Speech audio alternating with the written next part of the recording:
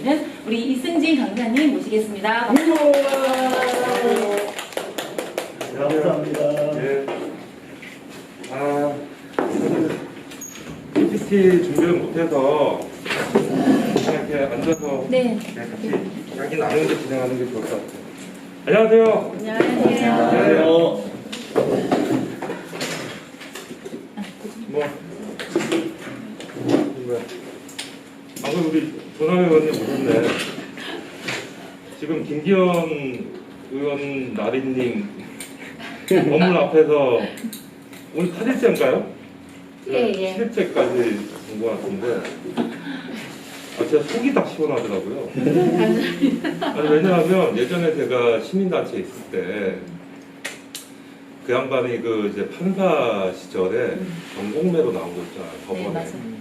사실 누군가의 우리 이곳에 이제 피눈물 여기 녹아있는 그 경공매 물건들을 사들여서 매입을 해서 그러니까 판사가 이제 그런 정보에 이제 그런 물건에 대한 정보를 판사가 제일 그러니까 지가 그런 이제 물건들 건물들을 사들여서 거기 입주해 있는 상인들을 아주 합법적으로 평범하게 다 내쫓아놨었어요.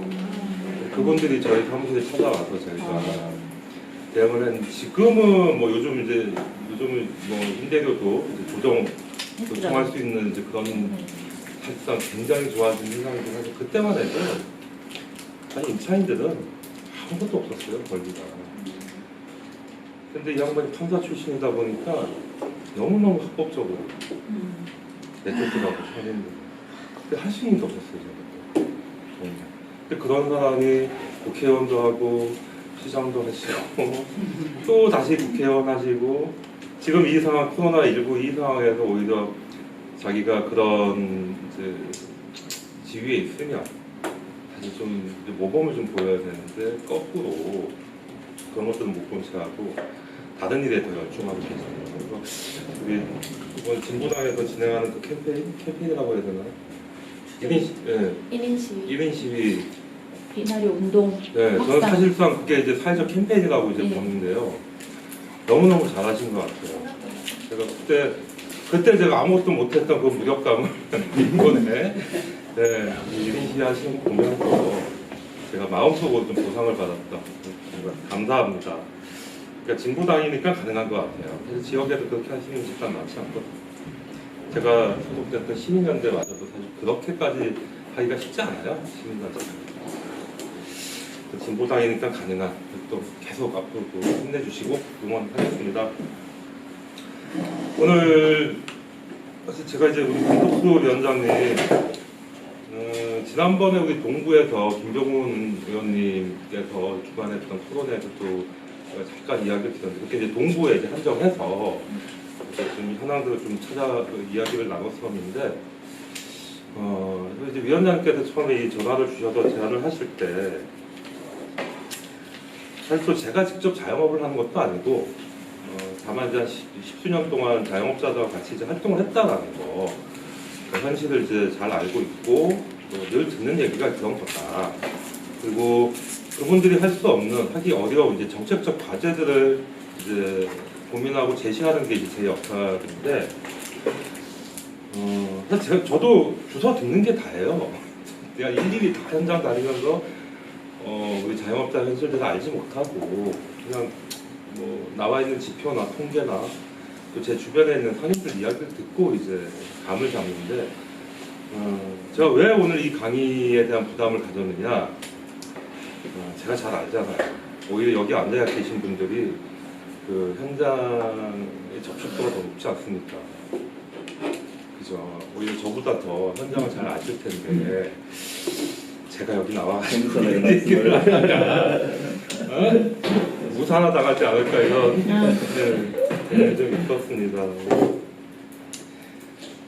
그럼에도 제가 오늘 이렇게 참여해서 이 과정에 참여해서 몇 가지는 좀 저희 입장을 좀 전달해드려야겠다 싶어서 진행을 하게 됐고요. 일단 실태와 이제 사례라고 되어 있는데 사실 실태는 우리가 좀 조사를 좀 해야 돼요. 이게 뒤쪽에 지금 나와 있습니다만 저희 협회에서도 이제 지역에 한 200명 부군별로 이제 40명의 자영업자들 대상으로 일단 인터뷰를 합니다. 1인당 1시간씩 인터뷰를 해서 그 인터뷰 결과를 가지고 나중에 이제 설문조사지를 만들 거예요. 왜 그러냐면 뭐 뒤에서 이제 할 얘기를 바로 이제 앞에 꺼내서 이제 말씀드리는 건데 통상적인 그 조사 사업을 보면 그 남이 해놓은 거, 누군가 만들어 놓은 거 이걸 가지고 와서 그냥 조금 수정해가지고 뿌리고 답변 받아서 분석하고 이러거든요.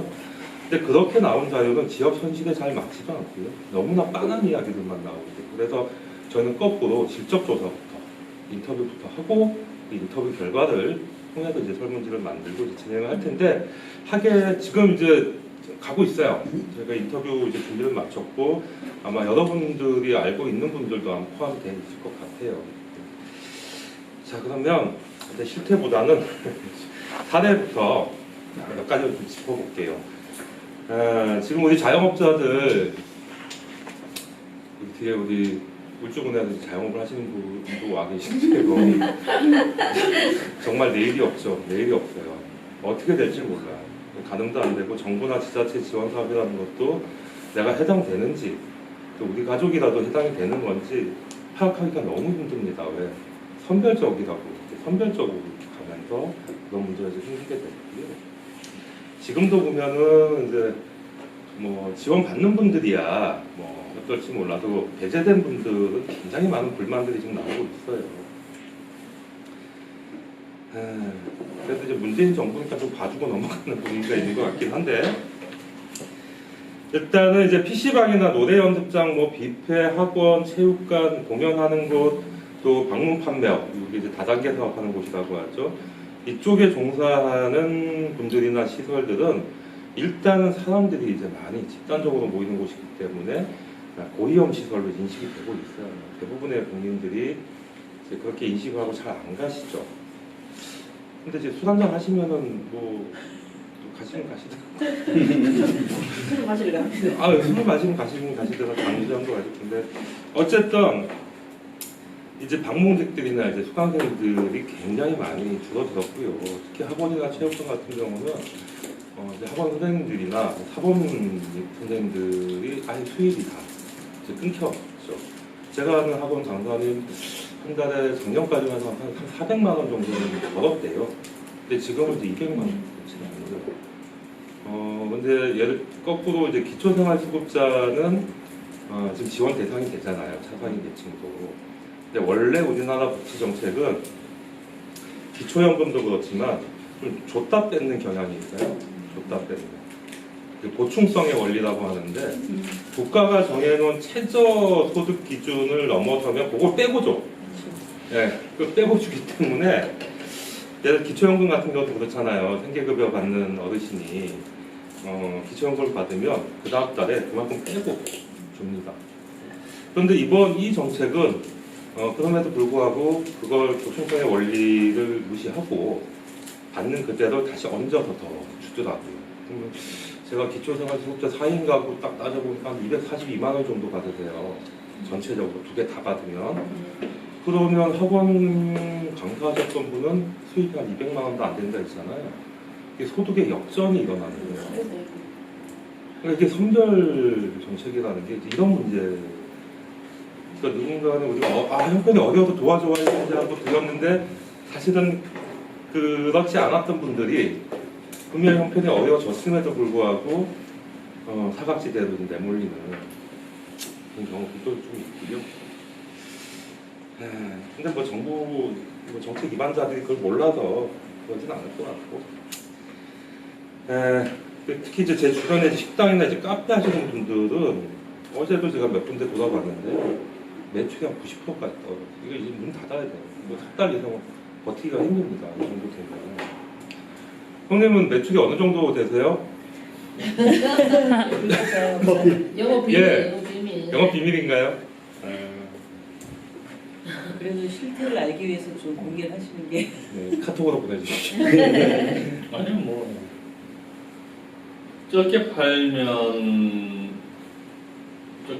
하루에 한 7만 원, 8만 원. 그럼 어떻게 이제 가게세 매출이요? 수익이 아니고. 배시죠. 뭐 네. 배수로 운영하고 있고 뭐 그렇습니다.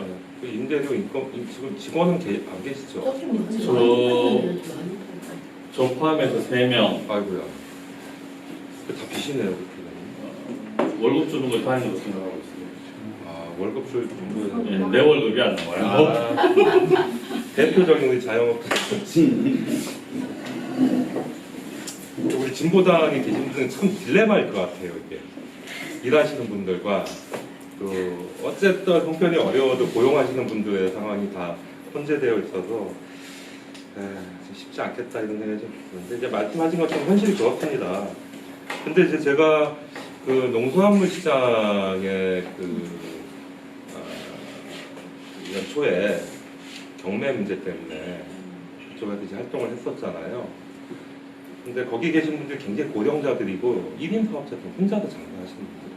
근데 그때 이제 코로나가 딱 터졌을 때였는데 몰라요 이분들이. 코로나 터진 건 알겠고 정부나 지자체에서 각종의 이제 지원 정책들이 막 쏟아지고 있는데 모르고 있는 거예요. 그래서 제가 일일이 찾아다니면서 컨설팅을 했어요. 근데 혼자 이제 장사하시는 분은 그 상공회의소 소상공인시장진흥공단의 상공회의소에 있거든요. 직원이 담당자 2명이에요. 그나마도 알고 찾아가면 다행이고 저하고 같이 투쟁했던 분들은 그것도 몰라서 그냥 매장에 앉아 있는 거예요. 알더라도 혼자 장사하니까 매장을 비울 수가 없잖아요. 그때 저의 가장 중요한 일은 신청하러 갈 때 그 매장 지켜주는 게 제일 그 정도예요. 그러니까 나이가 많고 혼자 장사하시는 분들은 정부 지원 정책에서도 상당히 좀 빠지는 경우가 있어요.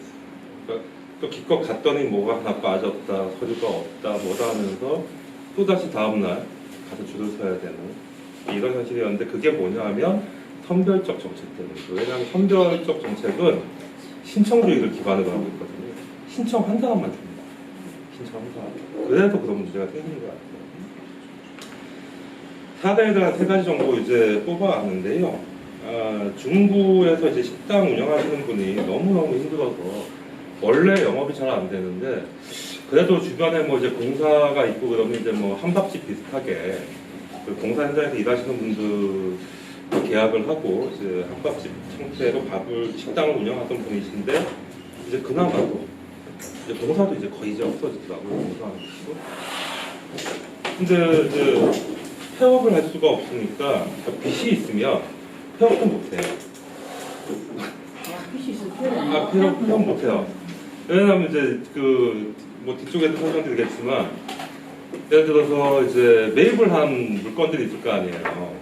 뭐 식재료든 뭐 술이든. 그러니까 이게 뭐 많으면 한 4천만 원까지 결제를 못해서 남아있는 상태라 그걸 그냥 이고지고 그냥 계속 어쩔 수 없이 이제 영업을 하는 거예요. 왜냐하면 그거 안 갚고 폐업을 하는 순간 대리점 사장님들이 막 쫓아오시거든요. 내 돈 갚으라고. 그렇잖아요. 폐업하면 이 사람 어디로 갈지 알 수 없으니까 대리점 사장님들이 조를 맞춰서 그 집 앞에 가가지고 이제 번을 섭니다. 혹시 야밤도 사업자 등록증을 반납하시겠어요? 예? 사업자 등록증을 반납하는 것도 그건 상관없어요. 사업자 등록 반납하는 상관이 없는데 폐업하는 것도 네, 폐업을 하는 건 이제 그것과는 상관없이 이제 본인이 갖고 있는 빚, 뭐 은행 빚도 마찬가지고요. 또 이제 물품, 자기가 판매하는 물품의 결제 대금을 다 맞춰주지 못하면 사실상 폐업하기가 쉽지 않아요. 어마무시하게 달려들어서 괴롭힙니다. 근데 또 대리점 사장님들 입장에서는 그런 매장들이 늘어나면 자기도 문제가 생기잖아요. 그 이제 악다구니를 제가 이제 보고 있으면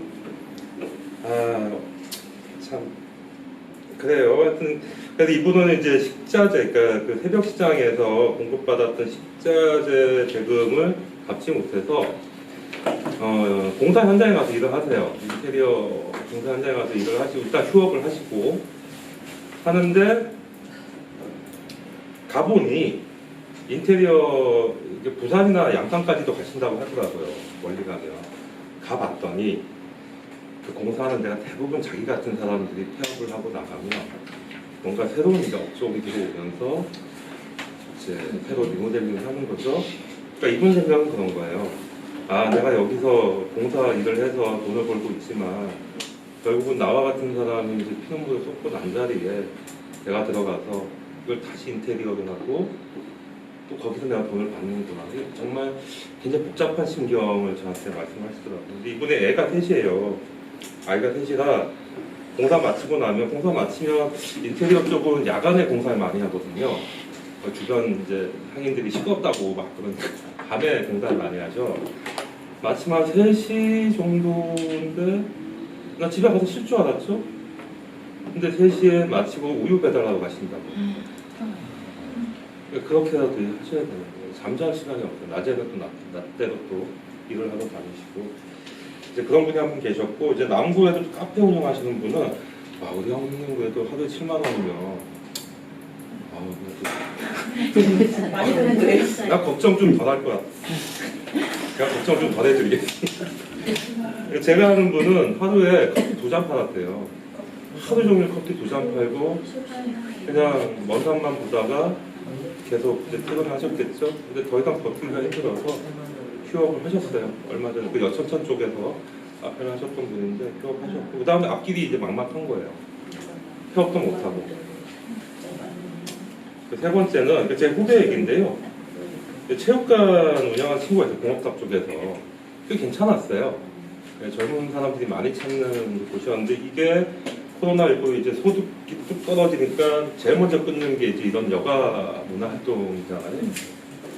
그래서 순식간에 사업이 내려앉고 이제 폐업을 했어요. 근데 이 친구가 자기 잘 나갈 때 생각만 하고 돈을 이제 어마무시하게 막 끌어다가 이제 투자를 했나 봐. 뭐 욕실도 새로 리모델링하고 뭐 제반 휴게실도 새로 만들고 근데 그냥 은행 정도에서 1금융권이나 2금융권 정도에서 빌렸으면 될 텐데 얘가 이제 바이오고보다 사채까지 손을 댄 거예요.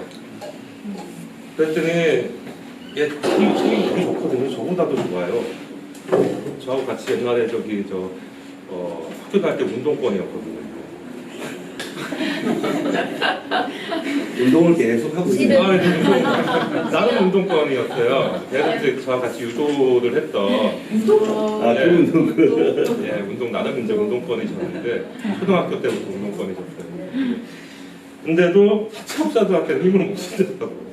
그러니까 아무리 힘이 세고 체격이 좋아도 돈 앞에서는 무력해지더라 라는 걸 옛날 같았으면 지어 박았겠죠. 근데 돈 앞에서는 힘을 못 쓰더라고요. 하여튼 그런 사례들을 제가 좀 뽑아왔어요. 그래서 앞에도 말씀드렸지만 빚이 있으면 사실상 폐업하기도 어렵다라는 거. 근데 제가 좀 찾아봤어요. 실제로 지표는 좀 어떻게 나타나나 실제 제가 아는 분들뿐만 아니라 전체적으로 우리 지역 상인들은 이제 어떤 인식들을 가지고 있나고 찾아보니까 마침 소상공인연합회 물론 뭐 얼마 전에 어디서 이제 술 먹고 막 춤도 추시고 요걸 좀 많이 먹긴 했는데 어쨌든 그분들이 이제 조사한 내용들을 보니 폐업을 고려하고 있다가 50%가 넘어요. 절반이 지금 이제 폐업해야 될 것 같다 라고 답변하셨고 향후에도 이제 폐업 상태일 것 같다 라는 분이 20%. 그러니까 사실상 70% 이상이 더 이상 한국 사회에서 장사하기 어렵다라고 이제 인식을 하고 계신 것 같고요. 사례 4번은 이제 앞에서 말씀드렸어요. 아마 여러분들이 아시는 분일 수도 있어요. 동구에 미소마트라고 슈퍼마켓을 운영하셨던 분인데 이분이 그랬어요. 예전에 대책위 활동하셨던. 네, 맞습니다. 네. 네, 꽃바이 쪽에서 네. 활동도 하셨는데 이분이 결국은 이제 빚 때문에 폐업을 못하다가 다행히 그 자리에 이제 누가 이제 편의점을 열겠다라고 잘 통사가 돼서 권리금 조금 받은 걸로 그때 술값만 한 4천만 원, 소주나 뭐 맥주 이런 거 술값 4천만 원을 못 갚았다고 슈퍼 사장님이 실제 그렇더라고요. 그러니까 그걸 갚아야 될 돈을 딴 데 썼겠죠. 계속 돈이 들리니까. 그러니까 계속 그게 쌓이니까 그래서 그 술을 대주신 분이 누구냐 하면 이제 차선열 이사장님. 아이고 참. 슈퍼마켓 협동조합이 그건 도매 사업도 해요. 컵라면이나 좀 잘 나가는 품목들은 이제 하는데 좀 많이 봐주셨죠. 몇 년 동안 4천만 원의 빚도 그냥 이제 넘어가줬는데 오히려 다른 슈퍼 하시는 분들이 왜 차별하냐? 왜 쟤는 4천만 원이 난감인데도 저렇게 봐주고 나는 맨날 매달 전화해서 대금 갚고 날지 이래서 또 씹어가셨다고. 근데 우리 함께 투쟁했던 동지잖아요. 그 정도는 그런 걸 봐서라도 좀. 차선열 이사장님이 좀 그런 면이 있어요. 상인 치고는 좀 의리가 좀 있으신 분. 하여튼 근데 이분이 결과적으로는 이제 미포조선에 가셔가지고 이걸 하시다가 그게 해보니까 너무 힘든 거예요. 위험하고 이제 나이도 있으시고 그래서 최근에는 이제 트럭을 몰고 트럭으로 이제 화물 연재 활동을 하시는지 어떤지 모르겠지만 어쨌든 트럭으로 이제 전환하셨습니다. 그러니까 되게 우유 대리점도 하셨고, 네네. 뭐 이것저것 하셨는데. 네 맞아요. 다 안 됐어요. 뭘 해도 안 되더라고요. 특히 동구에서는. 네. 우측도 가셔도 네, 이쪽은 저도 좀 하셨어요. 그때 같이 투쟁했던 분은 이제 저기 양산에서 우유 대리점 하시다가 거기도 갑질이 장난 아니더라고요. 우유 대리점 하시면 특히 학교의 갑질. 그냥 학교에서 아이들한테 우유를 신청받아서 학교에서 나눠주는 게 아니라 집집마다 배달을 하라고 그래요. 코로나 때문에. 네. 네. 그러니까 우유 말도 안 돼. 아니 직원도 없는데 그럼 사장님이 집집마다 이제 우유 배달하고 있는 거예요. 그분도 결국 견디지 못해서 접고 지금 구역리에서 슈퍼를 다시 열었습니다. 천만 다행 다시 본업으로 이제 돌아오셔서 다행이었는데 그분이 옛날에 우리 동구의 홈플러스 투쟁할 때 위원장 하셨던 맞아요. 네. 그분도 착하겠습니다. 네. 그때 저한테 다시는 나는 이런 투쟁 안 할 거라고 막 이걸 갈면서 난 이제 네 얼굴도 보기 싫다면서 막 그러셨는데 요즘 이제 울주군의 그 대형마트 의무 휴업을 또 투쟁하고 계십니다. 울주군만 유일하게 지금 의무 휴업일 제도가 없어요. 그래요? 네네. 근데 이제 본인이 체감하기로 그 의무 휴업일 하는 곳에 한번 가봤더니 하루만 쉬어도 대형마트가 주변의 시장이나 슈퍼의 매출이 30% 이상 올라가더라라는 걸 체감을 한 거예요. 그래서 이제 울주군도 내가 하려면 의무 휴업일 조례를 만들어야 되겠다 해서 열심히 쫓아다니고 있습니다. 우리 의무 휴업일 조례는 예전에 이제 북구청부터 시작해서 북구청에 선정해가지고 남구는 그때 남구 중구는 개판 쳤고요. 어쨌든 동구하고 북구는 어쨌든 의무 휴업일 덕분에 상인분들이 많이 이제 도움을 받으셨고 그때 이제 구청장이 우리 김종원 의원님과 민종호 의원님이죠. 그 상인들이 다 기억합니다. 잊지 않고 계십니다. 자, 그래서 이후에 이제 코로나 19에 우리 정강훈 목사님이 이제 여러 목사 맞나요? 예? 목사 아니란 말이지. 셀프 목사시더라고요.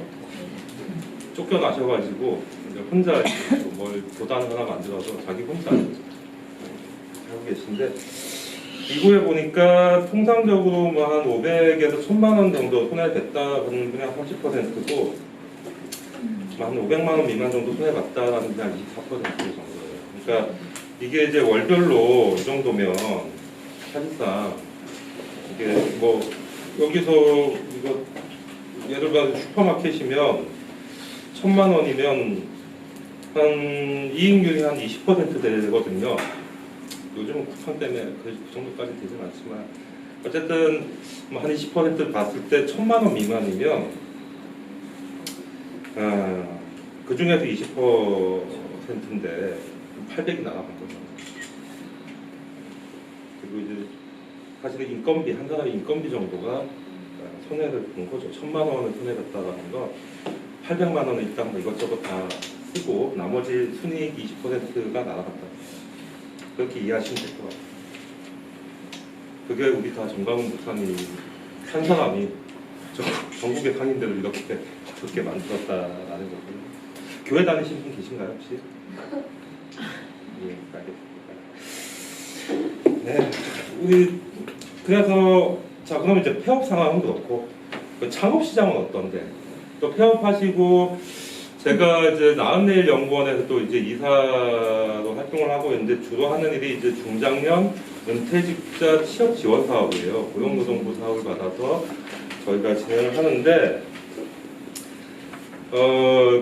주요하게 하는 사업 중에 하나가 이제 폐업을 하거나 이런 상인분들을 좀 취업 시장으로 연결하려고. 왜냐하면 또 재창업하시고 이러면 사실 계속 약순환이 일어나거든요. 그러니 그러지 마시고 이제 취업으로 좀 이제 창업보단 취업으로 가시자라고 했는데 잘 안 돼요. 한번 장사하셨던 분은 누군가 밑에 고용인대에서 급여를 받는 거 되게 꺼려하시더라고요. 그러니까 이제 업종을 이제 전환하시죠, 대부분. 근데 이제 업종을 전환하시다 어쨌든 이제 창업을 한 이 창업 시장에 대한 전망이 좀 울산에 있느냐. 그래서 제가 우리 소상공인시장진흥공단 자료들을 좀 이렇게 찾아보니 전국 7대 광역시 이제 서울 빼고요. 보통 우리가 이제 자영업 지표를 크게 세 개로 봐요. 치킨, 커피, 한식. 이 세 개 업종을 우리가 이제 창업 지표의 이제 기준으로 보는데 이걸 이제 찾아봤더니 울산이 한 54점 정도 돼요. 그리고 10대 광역시 중에서 제일 낮습니다. 여러 가지 요인들이 있겠지만 어쨌든 광역시 중에서 특히 울산이 창업하기가 만만치 않다라는 거고 구군별로 따져보니까 뭐 중남, 동북, 뭐 전체적으로 다 바쁘다. 지금 창업하면 좀 어렵다. 창업을 좀 진짜 고려하시라 이 얘기인데 울주군 같은 경우에는 그거보다도 더 나쁘게 나왔어요. 4점이 더 났습니다. 저도 좀 이게 좀 궁금해서 이따가 마침 우리 형님께 좀 여쭤봐야 될 건데 업종별로 이제 경쟁이 좀 많이 커서 그렇지 않을까 좀 생각이 들고요. 그러니까 결과적으로는 이제 폐업을 하고 업종 전환을 하려 해도 좀 상황이 만만치 않아요. 그러니까 그 중구의 그 젊음의 거리 상인들께 만나보면 업종 전환을 이제 고려하고 있다라고 하는데 제가 말리고 있어요. 해도 지금 답이 없다. 일단 잘 버텨라 지금은. 그렇다. 주변에 좀 누가 또 뭐 창업하거나 뭐 업종을 좀 바꿔볼까 하면 이 지표를 말씀을 하세요. 해봐야 성공률은 절반, 딱 절반이에요 진짜. 그렇다는 거고. 결과적으로는 울산 같은 경우에는 이제 주요 산업들이 다시 좀 회복이 되지 않으면 이 서비스업, 이 자영업은 다시 이제 복원되기가 쉽지 않겠다, 회복되기가 쉽지 않겠다라는 거고, 이거는 울산이 갖고 있는 산업적 특성과 같이 맞물려서 가는 것 같아요. 노동자들이 잘 살아야 그분들이 나와서 돈을 쓸 텐데 지금 울산이 예전 같지 않다라는 거. 또 우리 뭐 승초도 시장에 맨날 뭐 돈 없다 막 이렇게 노래를 부르고 다니시는데 실제 제가 예산서를 보니까 돈이 없긴 없어요. 왕년의 울산이 아니에요. 근데 중공업이 특히 떠나면서 이 재원이 굉장히 많이 쑥 빠져버렸어요. 기업 하나가 빠져나가요. 굉장히 무책임하다. 그래서 현대가 갖고 있는 무책임함을 좀 부각을 시켜야 되는데 우리 시장님은 이제 머리만 깎으시고 별다른 대응을 안 하시죠. 이거 아주 좀 컨설팅 좀 해주세요. 이렇게 제 말은 잘 안 들으시더라고요. 이제는 보이는 것도 아 그래요? 저도 그 농산물 시장 투자할 때 3번을 공문으로 면담 요청을 했는데 한 번도 응해주시지 않더라고요. 네, 참 그런 그러니까 문제를 해결하고 안 하고의 그 상황보다는 만나주지 않는다는 그것부터가 우리 상인들 마음을 상하게 하는 거죠. 뭐 해결은 그 다음 문제.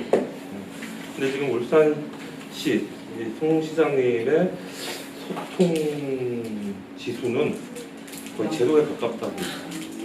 아닌 말로 여러분들 그 세븐브릿지 아시죠? 세븐브릿지.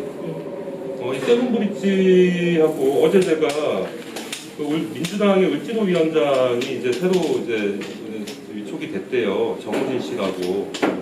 시장님. 울산시 네네. 위원장이 정진이라고요? 예. 그 비서를 이제 하신다고 해서 어제 제가 사실 안 만나려고 그랬는데 어쨌든 소상공인 이제 문제라고 하니 일단 좀 이야기 들어보려고 이제 가서 했더니 그분 말씀도 자기가 비서도 있었지만 이 소통 구조가 좀 엉망이다. 그리고 시장이 조금 이제 공무원들한테 이제 공무원들 보고에만 의존하는 경향이 있다. 그러니까 자기가 옆에서 잔소리를 해도 잘 안 듣더라. 이야기를 하시는 바로 측근 그 수행비서부터 매일 같이 보는 분인데도 그분 말도 잘 안. 근데 그분이 말씀이 많긴 하더라고요. 그래요. 그러니까 예를 들어서 이제 세븐브릿지가 7개 이제 핵심 사업들이 있는데 그 중에 소상공인과 연결되는 사업은 하나도 없습니다.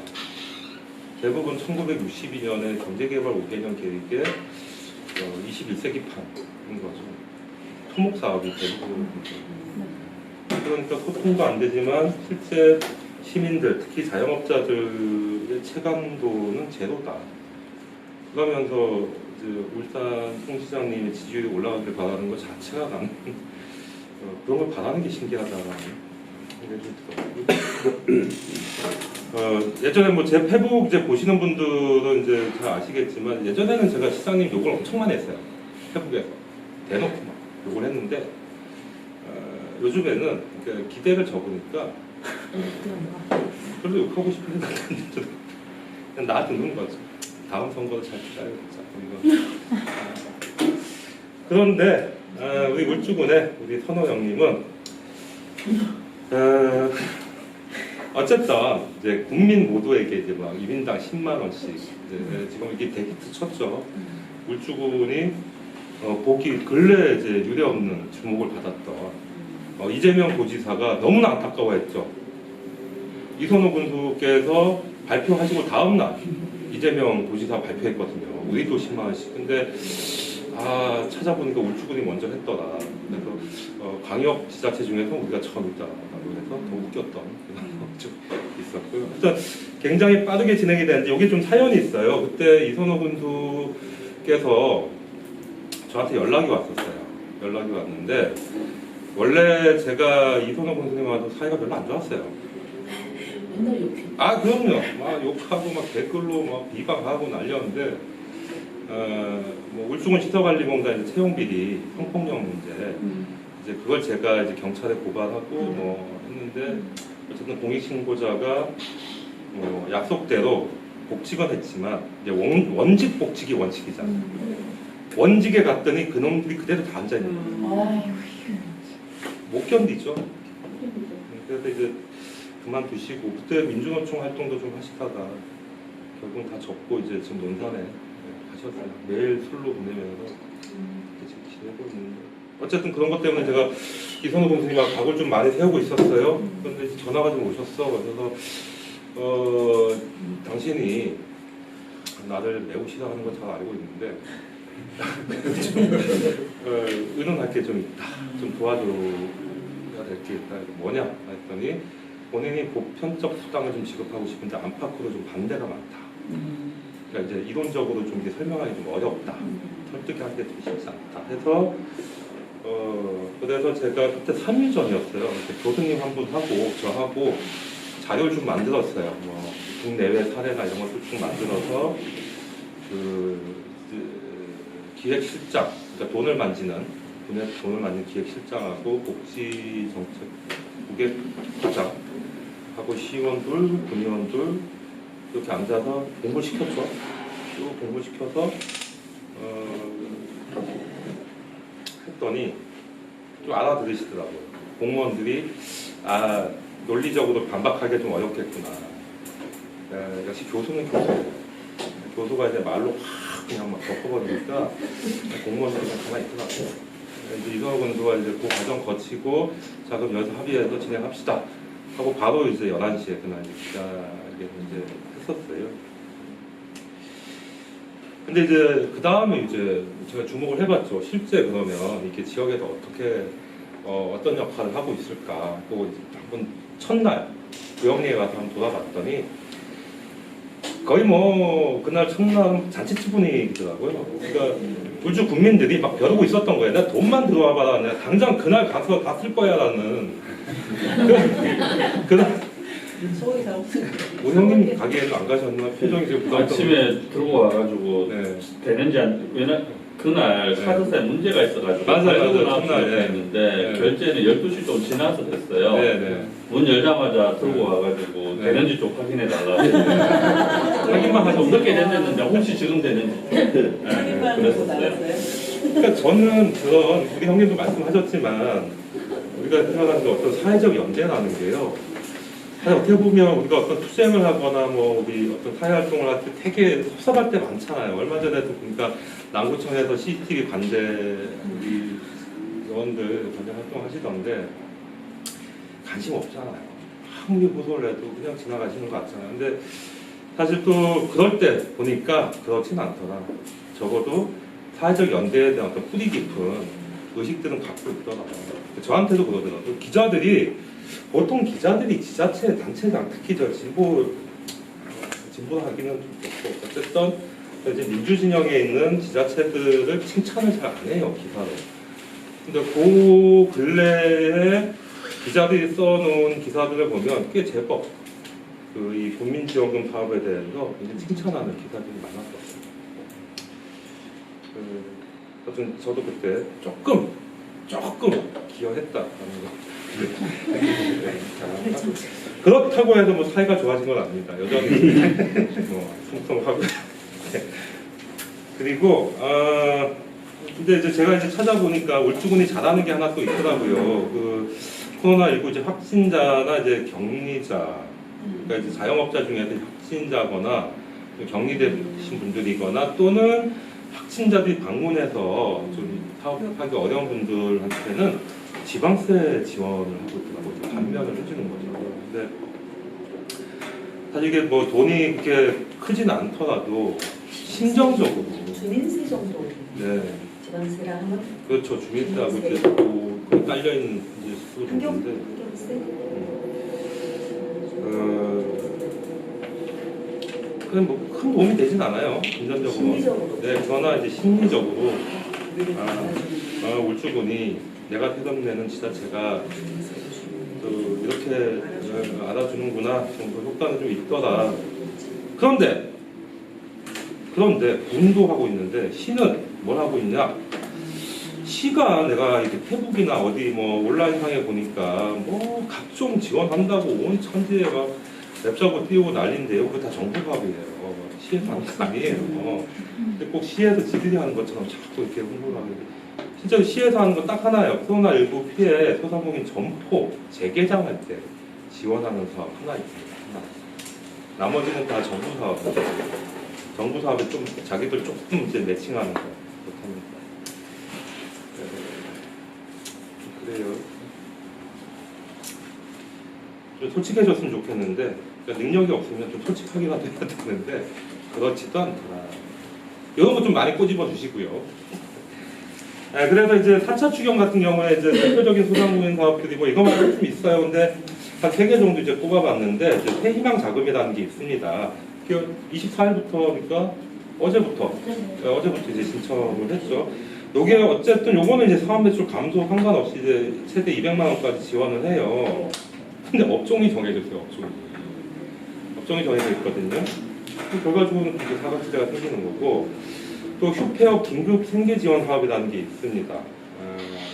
이건 사실은 이제 복지 정책이 좀 가까운데 이것도 소득 기준과 재산 기준이 있어요. 또 그러니까 사실 이건 내가 받을 수 있구나 하고 찾아갔는데 안 될 가능성이 또 있습니다. 소득이 1원만 차이 나가. 1원. 네, 1원짜리 하나만 차이 나도 이게 안 되거든요. 근데 제가 이제 팁을 좀 드리면 내가 만약에 뭐 전체 우리 집 소득이 한 300만 원인데 이게 우리 정부 기준에 안 맞구나. 근데 따져보면 뭐 병원비가 많이 나갔거나 애들 학원비도 많이 나가면 그만큼 공제를 해줘요. 소득이 아니라고 떼줍니다. 따져보셔야 돼요. 금액으로 얼마나? 네? 금액으로 얼마나 될까요? 그게 어떤 거예요? 소득 그 기준이. 그 가구별로 좀 달라요. 예를 들면 4인 가구 있으면 4인 가구 같으면 소득 기준이 300만 원. 280만 원에서 300만 원 사이인데 이제 공제되는 걸 이제 고려해서 그건 이제 상대적인 거니까 집집마다 상대적인 거니까 재산 기준을 포함해서 재산 기준은 울산시 같은 경우는 한 6억이란데 그냥 뭐 쉽게 얘기하면 아파트값 시 얼마냐가 이제 갖고. 그리고 이제 긴급 고용 안정지원금이 있는데 요거는 사실 이제 여기 계신 우리 선배님들이 제일 잘 아실 것 같아요. 프리랜서나 이제 특수고용직으로 일하시는 분들 있잖아요. 근데 이분들은 우리는 이제 노동자라고 지금 계속 주장하고 있지만 사실은 사업자예요. 사업자. 근데 또 사업자한테 또 사업자 등록도 안 하고 계셔. 그러니까 공중에 떠 있는 분들이야 사실상. 그래서 이분들을 지원하기 위한 사업이긴 한데 이것도 소득 기준이 또 적용이 돼요. 그러니까 우리 집에 내가 벌어들이는 돈 말고 누군가가 또 다른 수입이 있으면 안 되는 거예요. 이게. 내 개인의 소득만으로 결정하는 게 아니거든요. 그래서 결과적으로 제가 하고 싶은 말은 선별적 정책이라는 건 군데군데 이런 구멍들이 이제 뚫려 있다라는 거고 그만큼의 사회적 불만들이 생기고 불만뿐만 아니라 사람 간에 이웃 간에도 충돌이 생길 수밖에 없겠죠. 택시 기사님, 나 이번에 나 지원 받는데 라고 하는데 옆에 집은 뭐 하고 나는 안 되는데 이렇게 되는 거고 그거 먹다 술 드시고 이제 싸움 하시는 분들 많더라고요. 이번에 중학생까지 되는데 고등학생 엄마들 안 되고 화났잖아요. 아 그럼요. 그 통신비 2만 원이 도대체 뭐길래 그거는 또 뭐 보편적으로 다 한다 했다가 또 뭐 막았다가 이 정책이 왜 이렇게 오락가락하는지 알 수가 없는데 그럼 우리 이낙연 대표님 그런 생각이 있겠죠. 제 개인적으로는 그분은 추후에 이제 대통령으로 가시는 건 조금 어렵겠다 좀 듭니다. 제 개인적으로. 자 그리고 이제 소상공인들이 그럼 실제로 원하는 사업이 뭐냐. 그러니까 정부는 이렇게 지원하고 있는데 그래도 따져보니까 일단은 긴급 경영 안정자금을 더 좀 늘려달라는 거예요. 근데 이거는 빚이에요. 빚 사실 다 빚이거든요. 그리고 또 하나는 아까도 말씀드렸죠. 아는 사람만 찾아가요. 모르는 사람은 뭐 이런 게 있는지도 몰라요. 근데 빚을 지는 것도 문제인데 빚을 지고 싶어도 정보를 모르거나 방법을 모르거나 그런 사람도 있다는 거죠. 두 번째는 이제 별도의 이제 소상공인들을 특성화한 재난수당을 좀 만들어 달라는 건데 그건 좀 뒤쪽에서 이야기하겠습니다. 꼭 소상공인들만 지정할 필요는 없다는 게 제 생각이고 그리고 이제 임대료 지원을 해달라. 근데 요거는 최근에 보니까 뭐 임대차 보호법이 조금 바뀌면서 예전보다는 좀 많이 나아질 것 같기는 해요. 그래서 크게 한 3가지 정도 요구사항이 있었고 자 그래서 이제 저희 협회는 뭘 하고 있느냐 저희 협회는 이제 앞에서 말씀드린 것처럼 제가 이제 정책을 좀 같이 만들거나 기획을 하거나 제가 지금 주로 하는 일이 공공정책 영역에서 이제 컨설팅을 많이 해요. 뭐 의원님들이나 뭐 공무원들이나 필요하면 불려가서 이런저런 것들 같이 의논하고 필요하면 거기 이렇게 또 연결된 사람들을 찾아주는 게 이제 제 일인데 그건 돈이 안 되더라고요. 제가 상당한 시간을 거기에 투자를 하고 있는데 그런 일은 돈이 안 돼. 왜 안 되지? 하고 물어봤더니 뭐 교수나 박사들은 뭐 자문료를 준다더라고요. 근데 저는 교수도 아니고 박사도 아니고 그냥 거버넌스로 하고 있는 거예요. 열정 페이로. 감사합니다. 네, 지금 울산시와 시의회 지금 고수가 다 빠지고 있습니다, 여러분. 네, 같이 싸워주십시오. 사실 저도 프리랜서죠, 어떻게 보면. 그런 상황이 그렇고요. 그럼에도 불구하고 이제 우리 협회가 지금 이제 진행을 하고 있어요. 한 200명 이제 모집을 했고 부분별로 40명씩 이제 대상을 정해서 학원부터 프리랜서, 뭐 슈퍼, 식당, 업종 상관없이 저희가 지금 진행을 하고 있습니다. 그리고 인터뷰 결과를 가지고 설문지를 만들고 전체적인 설문조사를 다시 이어갈 예정인데 결과가 나오면 다시 기회가 있을 때 여러분들 모시고 한번 이야기를 나누면 좋을 것 같아요.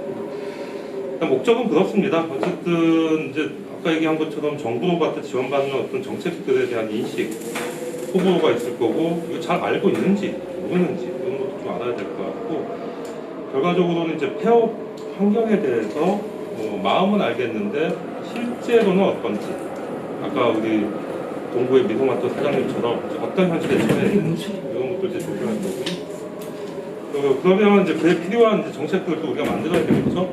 그런 이제 정책안들을 만들어서 울산시와 이제 정부에 제안을 하게 될 것 같습니다. 자, 그래서 앞에 이제 쭉 이제 제가 이제 떠들고 이야기한 결과 이 얘기를 하고 싶어서 이렇게 말씀드렸어요. 결과적으로는 이제는 한국 사회가 뭐 단순히 선별 지원, 뭐 일시적 지원만으로는 안 된다.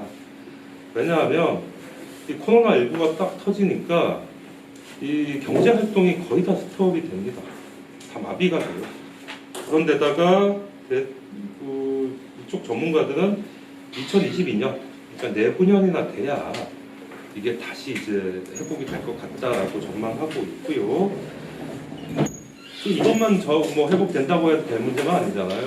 또 여러 형태의 또 변종 코로나가 나타날 수도 있고, 이제는 이제 감염병 시대에 이제 대응을 해야 되는데 예측할 수 없기 때문에, 예측할 수 없는 사회이기 때문에 이제는 우리가 기본소득이라든가 이런 재난수당 정책을 좀 본격적으로 논의를 해야 될 것 같다. 뭐 소상공인만 어떻게 지원하자 이런 걸 떠나서 전체적으로 이런 논의를 본격적으로 해야. 지금 제가 보니까 우리 진보당에서도 지금 막 촉구하고 계시더라고요.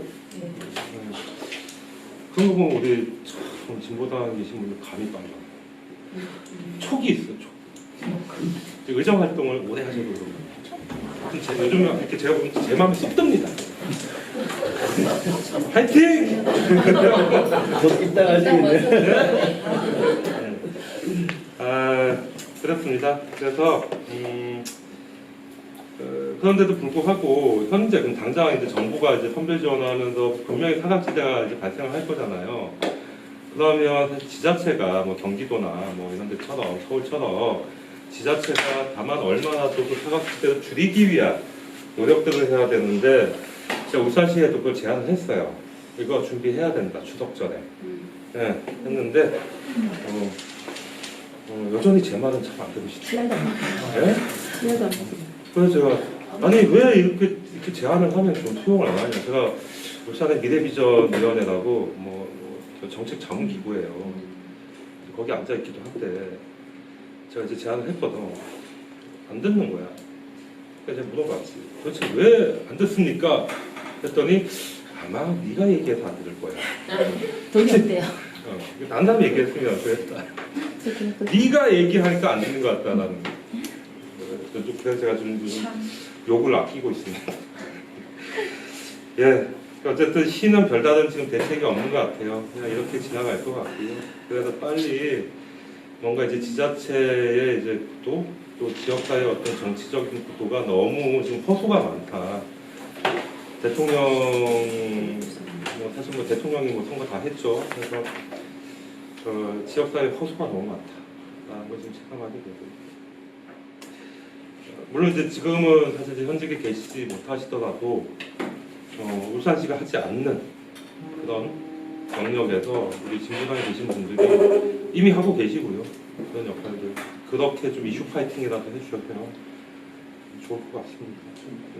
그래서 과제들 한 5개 정도 찍어봤어요.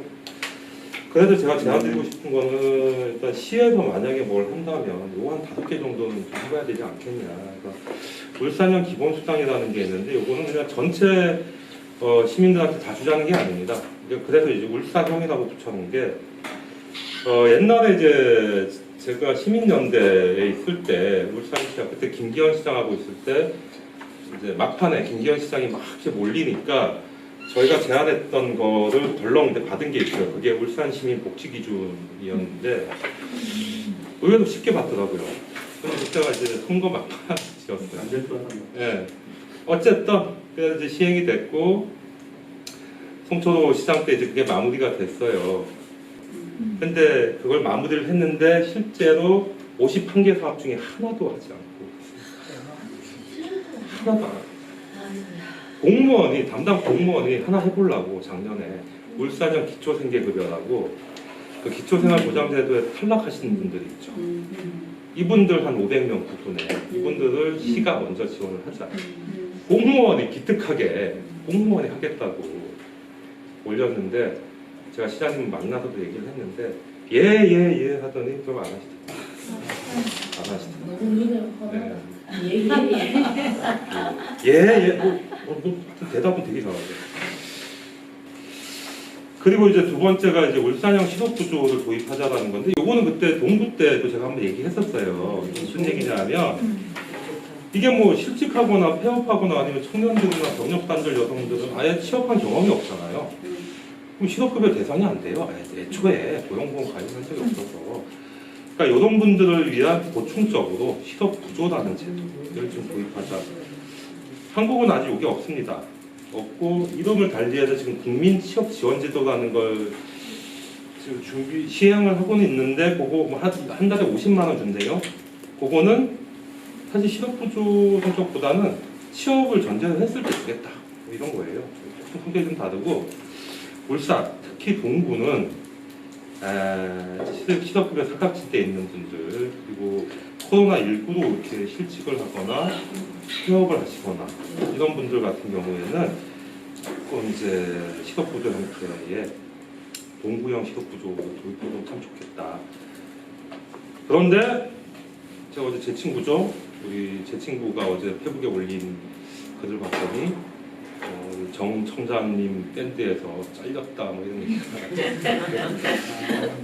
그러니까 조용히 하려니까 자꾸 시끄럽게 써두고 있는데 잘렸지 강퇴됐다고 하던데 뭐 정청석 청장이 이런 걸 할까 기대는 없어요. 그래도 우리 진보당에 계신 분들이 이런 것들이라도 요구를 해보면 참 좋겠다. 공부는 정말 필요한 것 같아요. 공부는. 그리고 이제 세 번째가 이제 상병수당이라는 건데, 이거 잘 알다시피 이게 옛날에 그 송파세모녀 기억나시죠? 네. 사실 송파세모녀가 복지 사각지대 전형을 모든 걸 다 보여주는 사례였었거든요. 그러니까 정부 지자체 모든 정책에 다 빠져 있는 상황이었는데 그때 이 상병수당이 있었다면 팔을 다쳐서 일을 못 하는데 실업급여 대상도 안 되고 재취업도 안 되고 팔을 다쳤으니까 뭐 큰애는 무슨 당뇨고 둘째는 뭐 또 뭐 이런 이제 상황에서 만약에 상병수당이라는 게 있었다면 송파세모녀도 지원 대상이 됐을 거예요. 그러니까 질병이나 다쳤을 때 실업급여를 못 받는다면 국민건강보험을 통해서 상병수당 지급할 수 있거든요. 법에는 하도록 되어 있어요. 법에는. 근데 이제 시행령에서 그게 언급이 없어요. 없는 거예요, 이 제도도 우리나라에. 그래서 빨리 상병수당을 좀 도입을 하면 좋은데 어렵다면 울산부터라도 이 코로나19 확진자들 가운데 이렇게 본인 의지 상관없이 실직한 분들이 있어요. 제 주변에도 코로나19인 줄 알아, 자기가. 증세를 보니까 딱 코로나19야. 근데 검사 받으러 안 가시는 분 있어요. 가면 잘리겠죠. 잘릴 것 같아요. 그런 분 있어요. 그러니까 이런 분들은 잘리더라도 일정하게 상병수당이라는 명목으로 코로나19에 한해서라도 좀, 네, 좀 할 필요 있겠다라는 거고, 네 번째는 아까 제가 말씀드렸죠. 우리 특히 고령 사업자나 1인 사업자들 정보도 취약하고 뭐 알아도 가기도 어렵고 이런 분들을 위해서 이런 것들 직접 방문해서 홍보하고 그 자리에서 신청받을 수 있는 그런 이제 사업들이 좀 필요하겠다. 요거는 제가 볼 때 고용노동부 사업을 하면 참 좋을 것 같아요. 그리고 실제 그 일을 하는 사람들은 휴업이나 폐업한 소상공인들이 하면 되는 거죠. 왜냐하면 잘 아니까. 이분들이 그런 정부 정책을 홍보하고 신청을 받는다면 일자리도 만들고 또 본인처럼 어려움에 처해 있는 분들을 위해서 도움을 줄 수 있겠죠. 이런 사업은 괜찮을 것 같아요. 그래서 제가 이거를 내년도 고용노동부 사업을 한번 지원을 해보려고 해요. 해볼 만한 사업일 것 같아요. 다섯 번째는 이거는 이제 뭐 근본적인 문제이긴 한데요. 이게 코로나19 터지고 나니까 이 노동관계법이 너무 취약한 거예요. 잘 아시죠? 네.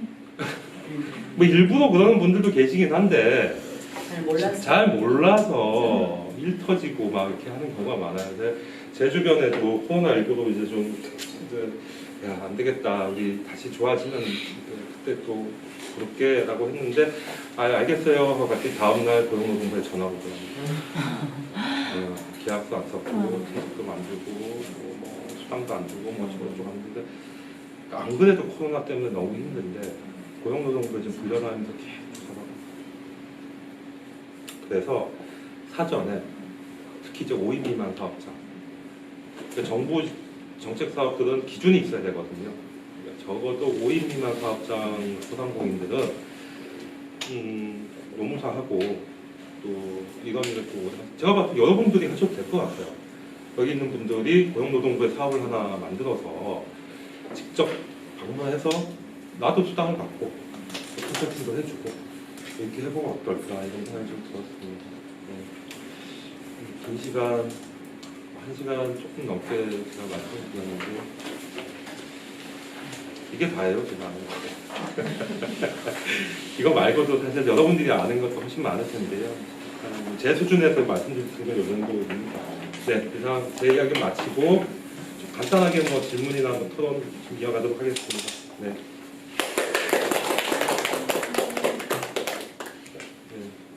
혹시 뭐 예. 그 이번에 4차 추경에 소상공인 지원 사업 중에서 소상공인 세입만 자금 네. 이거에 대해서 조금 더 저도 잘 안 찾아봐서 네. 좀 설명을 매출 정부- 감소하고 무한하게 네. 최대 200만 원까지 예, 예. 그러니까 이것도 이제 뭐 기본적으로 이제 100만 원이 나갔고 뭐 이런저런 조건들을 붙여서 최대 200만 원까지 받을 수는 있어요. 연매출 4억 이하. 네, 네. 그러니까 이제 연매출 4억 이하라는 이제 기준이 또 만들어졌더라고요. 처음에 제가 이걸 작성할 때는 왜냐 기준 잡기가 너무 애매하니까 그냥 매출 감소 상당. 왜냐하면 전년도 기준을 갖고 와야 되거든요. 전년도. 근데 전년도 잘 됐는데 그걸 바꿔가지고 지금 기준을 삼으면 인정이 되잖아요. 근데 그때는 이제 없이 무관하게 하겠다 했다가 우리 또 국민의힘 국민의 짐 국민의 저 국민의 국민의 뭐 여러 이제 명칭을 가진 곳에서 또 난리 쳤겠죠. 이런 식으로 이렇게 막 돈을 삐도 되겠느냐 가지고 해서 4억 이하는 이제 최저 기준이에요. 최저 기준 연매출. 근데 이것도 많이 올라간 거예요. 대표적으로 이제 요 앞에 뭐가 있었냐면 폐업 상인들 폐업했을 때 그 복구한 비용 있죠. 매장 그러니까 뭐 설치했던 것들 다 이제 뜯어내고 원래 상태로 복구하는 예산을 그때 200만 원까지 지원을 해줬는데 그게 연매출이 2억이에요. 제 주변에 상인들 포함되는 게 한 명도 없더라고요. 4억 이상은 다 건다는 거예요. 매출 매출. 버는 게 아니라 매출만. 매출. 매출이 이제 4억이면 그 중에 이제 식당 같은 경우는 예전에 이제 40%까지도 봤는데 요즘은 그렇게까지는 못하고 식당이 한 30% 정도 남는 것 같아요. 4천에 30%는 얼마예요? 4억에 30%, 1억 2천? 1억 2천 정도 되겠네요. 거기서 임대료 빼고 인건비 빼고 뭐 각종 세금 공과금 빼고 뭐 이렇게 이제 하겠죠. 그냥 생각보다 사업자가 지고 가는 돈이 그렇게 많지는 않을 것 같아요. 제가 봤을 때. 김진섭 위원장님 얘기 연매출 얼마 정도 돼요? 그거보다 좀 아 4억보다 많아. 잘 되는 집들은 워낙 우리 뭐 진성님 매장은 지역 맛집이니까요. 낮에는 어차피 사람들이 식사를 해야 되는데 저녁 때는 아예 폭만 그럼 김진섭 위원장님은 안 되는 거네, 그죠? 안 되죠. 동구는 해당이 지원이 많이 안 될 되는 것 같아요. 맞아요. 동구는 될 거예요. 동구는 일산지 몇 군데 빼고는 네네. 해당이 될 가능성이 맞아요. 높아요. 근데 이게 어떠냐면은 노래방, 콜라텍, 유흥주점. 집합금지 명령 내린 데는 200만 원이고 나머지는 다 그냥 100만 원 정도. 근데 저기 집합금지 업종은 200, 그 다음에 제한업종, 그 서울에 있는 커피숍들을 방문 판매만 해라 이렇게 되는데 나 이런 데는 150. 150. 그 다음에 일반은 이제 작년 매출의 기준이야. 매출액 기준에서 올해 매출액이 떨어진 데를 1월이라서 떨어지면 떨어진 데를 대상으로 해서 이제 100만 원을 줘요. 일회적인 거죠? 예, 한 번 네, 주는 한 번. 거고.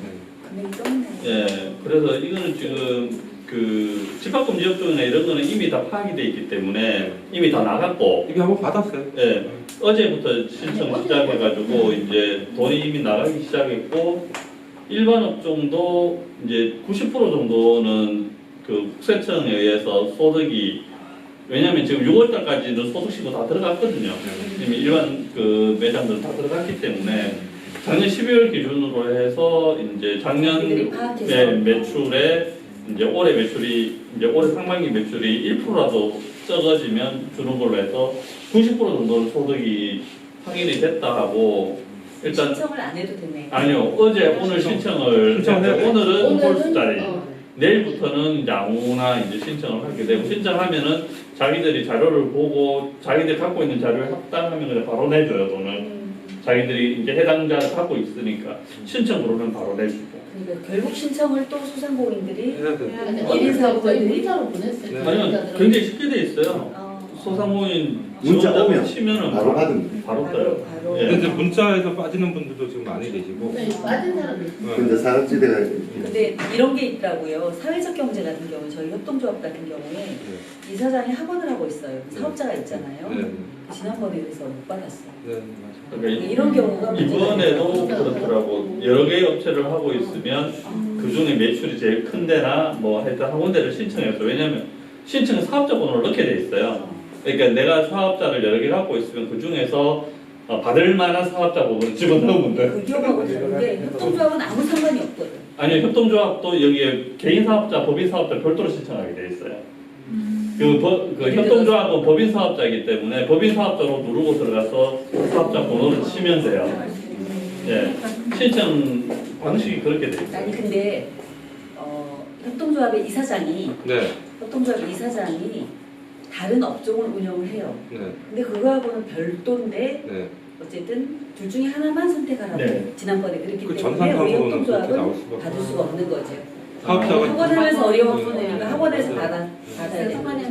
본인이 다 둘 다 이제 등록이 되어 있기 때문에 전산상으로는 그렇게 굉장히 좀 할 수밖에 없어요. 억울하네. 아니 맞아요. 근데 사실은 이 모든 게 다 소득 증빙이 되는 것만 가능한 거잖아요. 그렇죠.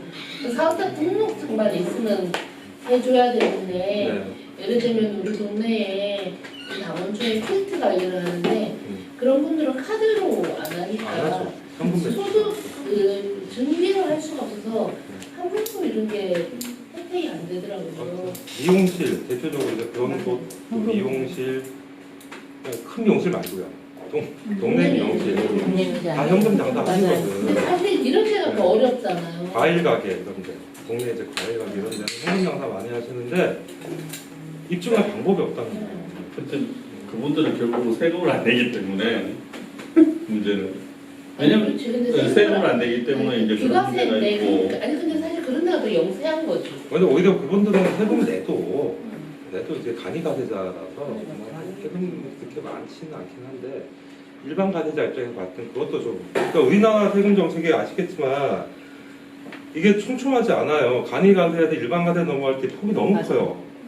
그러니까 어떤 편법을 써서라도 일반 가세자가 안 된다고 자꾸 이제 편법을 쓰는 게 그런 건데 재정 정책에서 그런 단계를 사실 잘게 쪼개줘야 이게 차츰차츰 이렇게 충격이 작을 건데 제가 이제 공무원들한테 물어보니까 그냥 이혼 하나더라고요.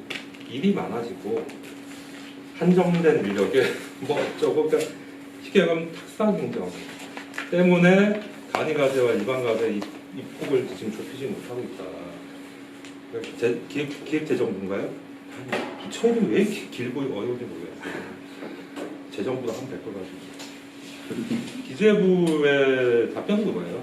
내가 귀찮다. 그거예요.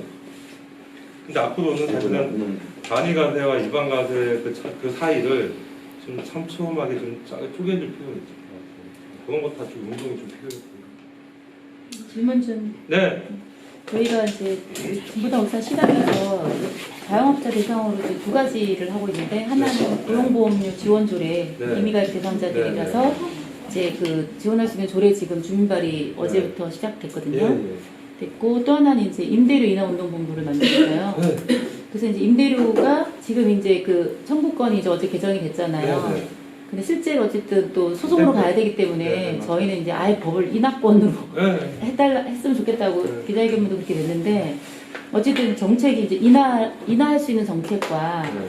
아니면 현재 조건에서는 그 임대료를 지원하는 정책도 있고 우리는 이제 지금은 어쨌든 이걸 이슈화하는 걸로 지금 시작을 하고 있는데 네. 관련해서 조금 네. 저희도 이제 상인분들을 다 이렇게 한 게 아니라서 네. 좀 토론회도 하면서 정책을 마련할 계획이긴 한데 네. 그래도 어쨌든 많이 만나보시고 하면서 네. 좀 관련해서 혹시 뭐 조금 네. 좋은 제안이나 제언이 있으실까 싶어서 네. 이게 임대료 문제 조금 네. 민감한 문제긴 한데 네. 사실 자영업자 중에서도 건물주 많으세요. 맞아요. 예, 일부 생각보다 건물주 꽤 있더라고요. 근데 그분들은 그래도 좀 봐주세요. 봐주시고 자기가 이제 자영업을 하시니까 제가 아는 분은 1년 동안 임대료 절반으로 이렇게 낮추겠다라고 아예 현수막을 걸어놓으신 분도 있고 또 이제 바보사거리에 가니까 그 바보사거리에는 제가 그때 휴대폰 매장 건물주 때문에 네. 그때 네. 무지하게 이제 쫓겨나시고. 싸웠는데 뭐 결과적으로 잘 풀렸어요. 한 80%는 이제 보전이 될 것 같아요. 근데 그때도 그 주변에 건물주분들은 아이들 그러니까 대학생들 방학 기간 때는 아예 임대료를 안 받거나 받아도 절반만 받는 건물주가 많더라고요.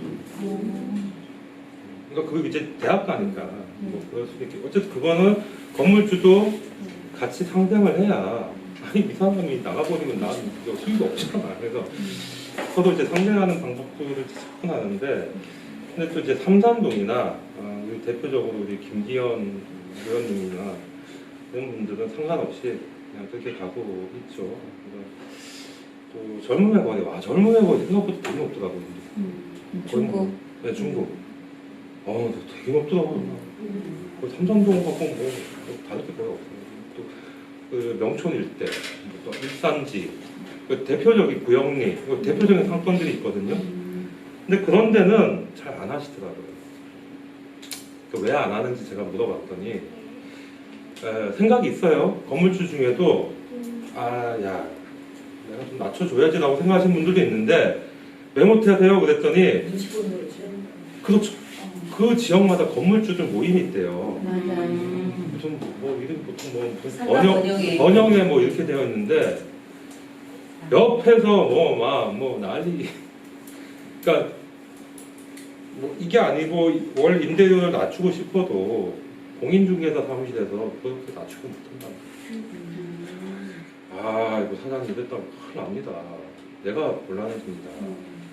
그러니까 공인중개사가 미친다. 결국 내가 이 가격으로 내놓으면 다른 건물주도 난리 난다. 나 감당 못한다. 그러니까 건물주 중에서 내리고 싶은데도 못하는 사람들이 많고 그게 뭐 삼산, 성남, 뭐 일산, 구영리 이런 데 가면 대부분 그런 경우가 있어요.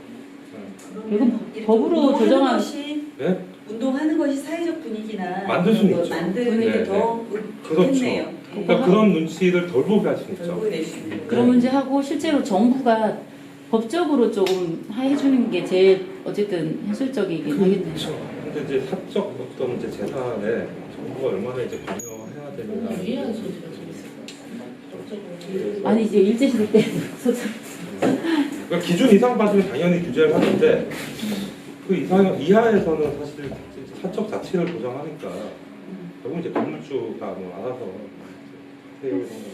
근데 저는 그런 그 운동은 저는 그렇게 눈치 보는 분들의 부담을 좀 덜어주기 위해서라도 필요한 것 같습니다.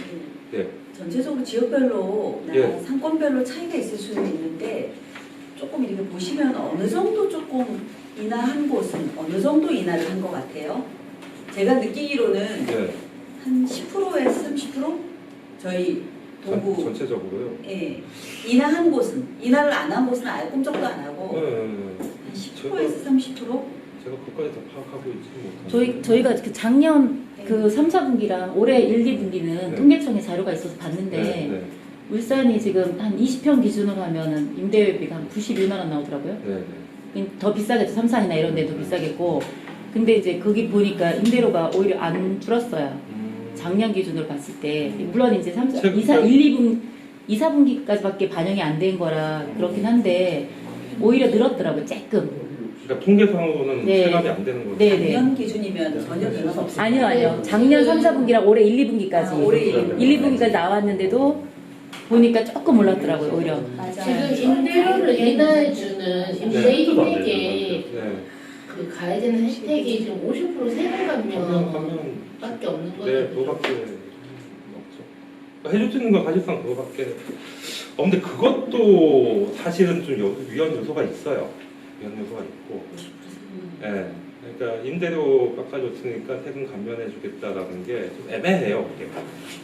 그러니까 11월 벌면 또 벌 수가 있는 거라서 이제 그런 것도 이제 제도적 장치를 좀 만들어야 되고 뭐 전주처럼 뭐 착한 임대 운동이나 이런 걸 해서 오히려 임대를 하는 분들이 이제 그런 운동을 하면 제일 좋은데 아름다운 이야기는 뭐 그렇게 많지는 않은 것 같고요.